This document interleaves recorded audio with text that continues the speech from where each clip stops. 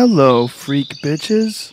Okay, so we have Neil deGrasse Tyson on the show today. He's a critically acclaimed astrophysicist, but to me, he always looks like he just got finished crying. You can kind of tell he cries ugly too.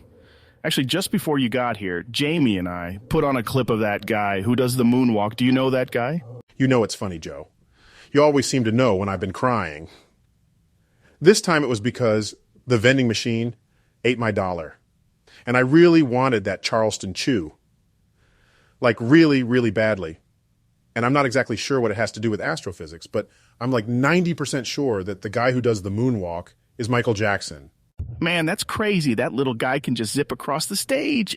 He's like a goddamn lemur or something. I wouldn't want that guy coming around with like 20 or 30 of his friends. Those little guys are built to fuck shit up.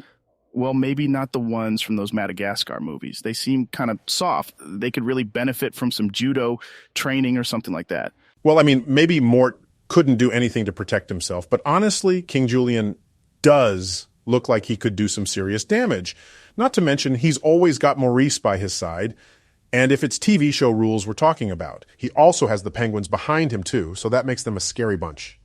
You know, it's actually really interesting. I was thinking about this the other day. Do you think, if you were stuck in Africa, would you be able to assemble a plane like that? I mean, they had an army of monkeys working for them.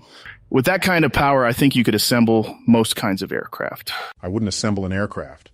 I would build a kick-ass rocket ship. My place is among the stars, drifting along the cosmos, absorbing harmful radiation and expelling positive vibes. Plus, it would probably feel good to rub one out up there. I have a couple of hypotheses as to what happens upon completion. I was just about to say, no one in space can hear you scream. So why doesn't everyone give it a try? I like to get a lot of practice in, normally underwater. That way I can experience the low gravity, and I also have to hold my breath, just like you do in space. So it looks like we have someone calling into the show, and this is actually a really good buddy of mine from Alcoholics Anonymous, Dr. Phil. Hey, doctor, how are you? The funny thing is, Joe, I'm not even really a doctor. All I do is tell gay kids that their dad doesn't love them at all. Wait, so you don't actually have a medical degree? That's not exactly true. Sometimes you have to look deeper into the answer than the question allows.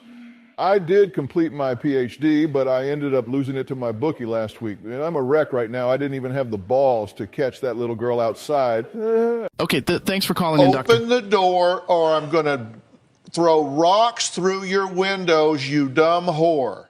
Listen, I'm going to have to wrap up the show here, but I'll put you in contact with Neil deGrasse Tyson. He should be able to lend you his degree for a few days or something while you get back on your feet.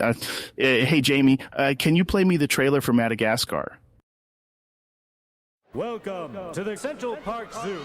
Just smile and wave, boys. Today we're gonna blow this dump. Here come the people. You know, Joe, Oh, I love the people. I'm not very comfortable with you giving away my degree like that. Just doesn't get any How am I better supposed to than this, remember anything about the cosmos?